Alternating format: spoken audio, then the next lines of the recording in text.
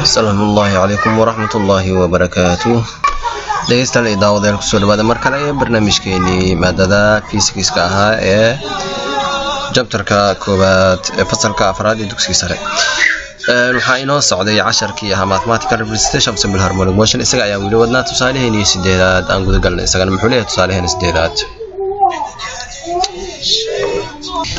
waxaa leeyahay tusaalaha sideedaad 0.5 kilogram mass oscillates in simple harmonic motion on a spring with a spring constant of 200 newton per meter. What are the period and frequency of the oscillation? waxaa la yiri eber dhibic 5 kilogram shay culeyskiisa yahay ayaa waxaa oscillation lagu dhaqaajiyay simple harmonic motion isku dibdhac fudud. si isku dibdhac fudud ayuu oscillation u sameeyay. يعني isku dib dhac fudud oscillation isma uu dhaqaaqi oo soo laabtay ka waa la wadaa shay tagay soo laabtay on spring ee moola lagu xiray shay culeyskiisa yahay eber dhibic 5 kilogram with a spring constant. moolada waxay lahayd marka waxay lahayd madoorsoomo ayay lahayd awood madoorsoomo ah taasoo ay tahay 200 newton per meter. wada maxay kalihiin the period and frequency. period ka la iska rabaa kal waxaa kaloo laga rabaa frequency oo rakaadka. period laga rabaa qaacida ay iska karaa dabcan kayna waan haystaa waxaan kaloo haystaa mass iyo kay hadii aan haysto dabcan qaacidada adeegsadaan way fududahay oo way iska cadahayba oo casharkii hore hadii aadan soo akhrisan ama aadan fiirsanin waxaad ku qasban tahay casharkii kan galay tusaalihii toddobaad aan kaga hadlaynay mathematical representation of simple harmonic motion. isaga si fiican ugu sharaxnay qaacidooyinkeeda.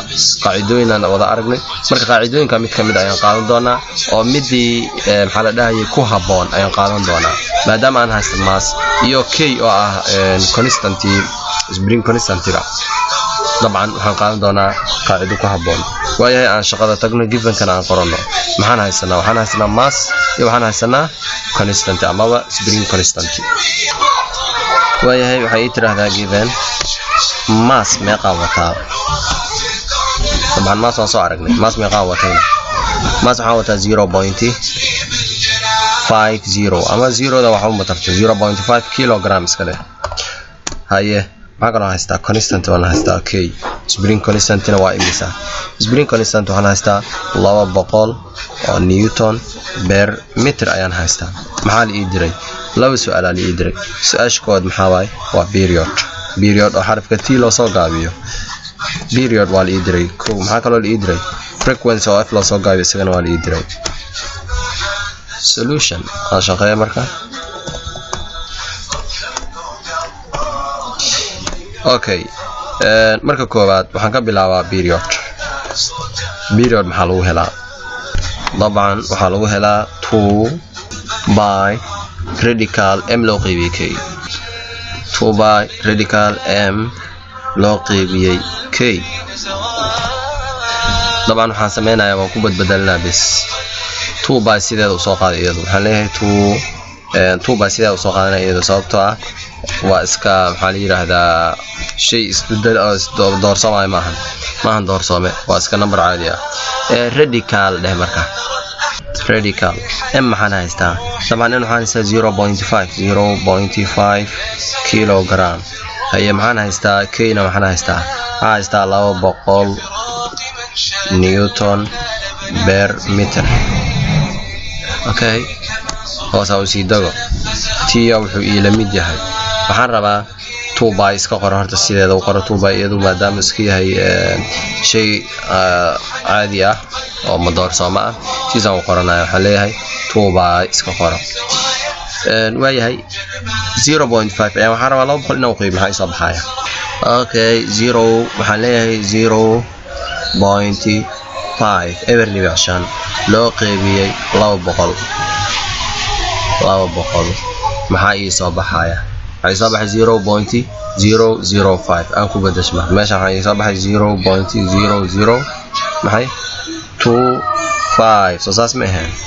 waxay soo baxay bal marka la fiiriyo 0.0025 صح. اوكي هاي اكو بدش marka waxa leeyahay 2 point booska maxaa la yiraahdaa booska by maxaan ku bedelnaa marka waxaan ku bedelnaa 3.14 ku bedelo oo ku sii dhufsan tani xididka saar 0.025 ah xididka saar maxay soo bixi doonaa scientific adeegso waxaa ku soo bixi doona 0.05 ugu dambeyn t wuxuu la mid yahay asku wada dhufto marka 2 waxaan ku dhufanaa 3.14 waxaan ku sii dhufanaa 0.05 okay calculator-ka aan adeegsano midka hore iga tirtir okay waayahay waxaan rabaa marka inaan dhaho 2 lagu dhuftay waxaan ku dhufanaa 3.14 lagu sii dhuftay 0.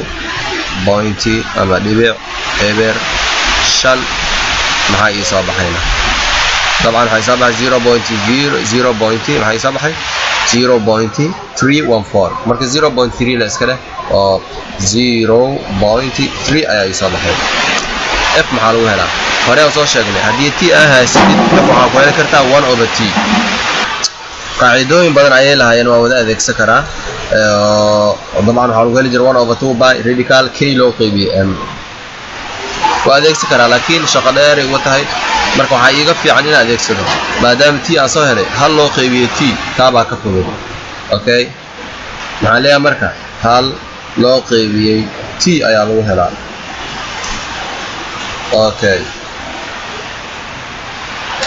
ugu dambeyn f wuxuu ila mid yahay hal loo qeybiyey t meeqa haystaan maxay soo baxay t waxay soo 0.3 soo baxay 0.3 okay isu qeyb marka ugu dambeyn f wuxuu ila mid yahay 1 aan u qeybiyey 0.3 waxaan leeyahay kan iga tirtir 1 loo qeybiyey waxaan u qeybinaynaa 0.3